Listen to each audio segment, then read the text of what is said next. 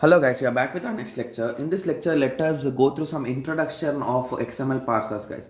Guys, basically for this parser, I wanted to write it in depth, but I didn't find the proper explanation anywhere. So if possible, I'll be writing it and posting in our groups, guys. For now, I'll be just introducing you about the parsers.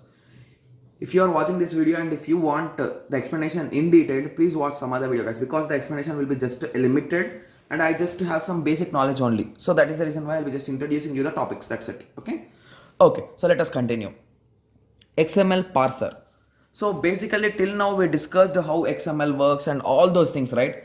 So now XML parser is nothing but how the client or how it is appearing on the client side or how the data is transferred and how it is analyzed. So all these things come under parser, guys. So basically parser is the thing which it will be analyzing the things and it will be doing operations on it. Okay. So an XML parser is a software library or a package that provides interface for the client application to work within an XML document. So assume that your client need to work on the document. He need to update it or he need to write it or he need to read it. So basically read and write, guys. So basically if he want to read and write operations, if he want to do, he will be taking the help of the parser. Okay, so the XML parser is designed to read the XML and create the way of the program to use XML. So basically he can use the XML and read the XML. So basically he can write also, but I think it's not mentioned there. Okay, so XML parser validates the document and checks that the document is well defined. Let us discuss the working of the diagram here. So basically here we are having XML documents which are written by client, and here we are having XML parser. So he will be using the documents and he'll be updating them, and at the end the parser will be saying that what is the status, is it good or is it bad, like that. Okay, so there are two main objectives for XML. Okay, so the two main objectives are DOM and SAX.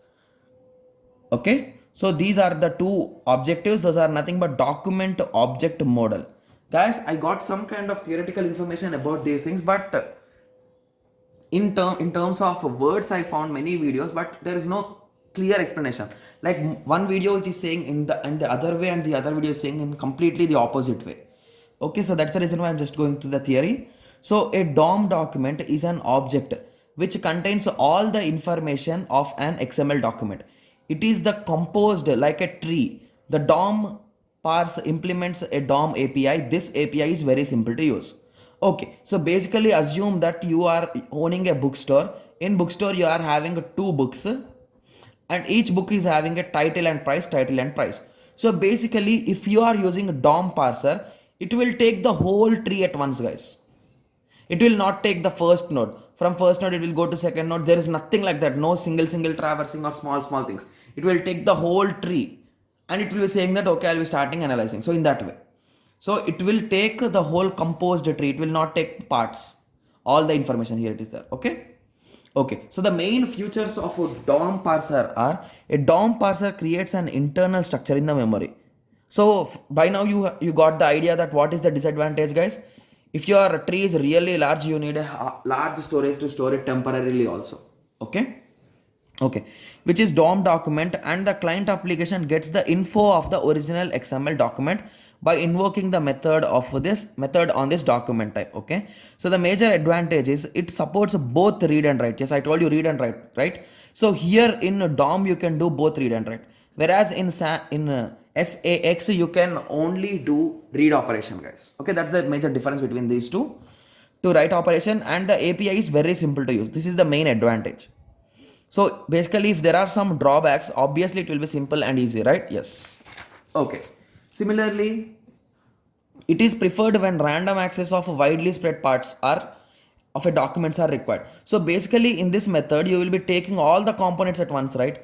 So if you are at node 1, I told you to visit the last node, will it be possible? Yes, this is also an advantage, because we are taking the whole node. Whatever node you might be saying, I'll be just going there because I know the whole path, right? Yes.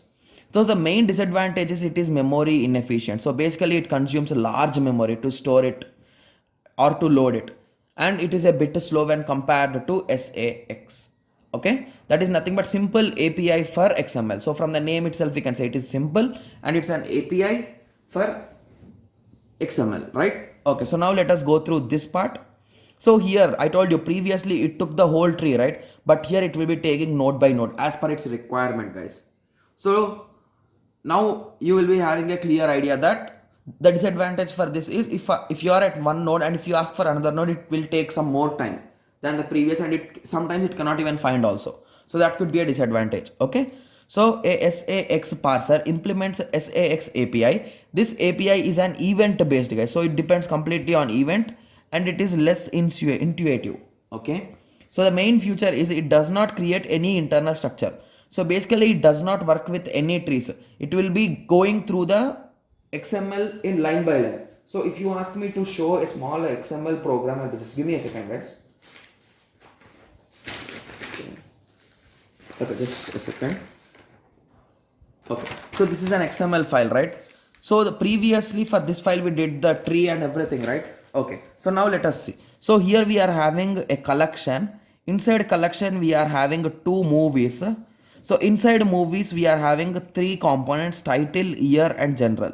Title, year and general. So this structure will be made by DOM, guys. So DOM will be making a structure like this and it can access anything it wants. Whereas SAX will be accessing it line by line. So it will be visiting collection, movie, title. So in that way, it will be doing line by line. It will not create any internal structure and waste the space. But that is the reason why it is a bit slow also. So that will be also coming under drawback. We'll be discussing it. Don't worry. Okay. Client does not know what method to call. They just override the methods of the API and place his own code inside the method. So this is a event driven and the handler is written in Java. Okay. So the major advantage is it is simple and memory efficient. So here we are not wasting any memory and it is very fast and works for huge documents. So basically in our previous this in a DOM, if there is a large file, it cannot handle it, guys, because you need the storage first for that in your main memory, right? Yes. So the disadvantage here is it is an event based and it is less intuitive and it breaks the whole client project based on the events. So whenever he wants to test some other thing, that could be an issue, right? So I hope everyone got a clear idea, at least some basic idea on this parser, right? Okay, so in the next lecture, we'll be going through the overview of this second chapter, like what are the important topics and what you need to learn or what you need to make sure that you are perfect with that. So, and after that, we'll be starting the third unit that is completely about three programming languages, you can say. That is nothing but JavaScript, Ajax, and Python. Okay, guys, we'll be discussing about these three. And please remember that don't concentrate more on theory part in third unit, guys. From third unit, you'll be getting only programs, most probably. Most papers consist of programs and you'll be getting that, okay? So we'll be starting the next unit soon. And in the next lecture, we'll be going through some important topics. So let us meet in the next tutorial. Thank you. Thanks for watching.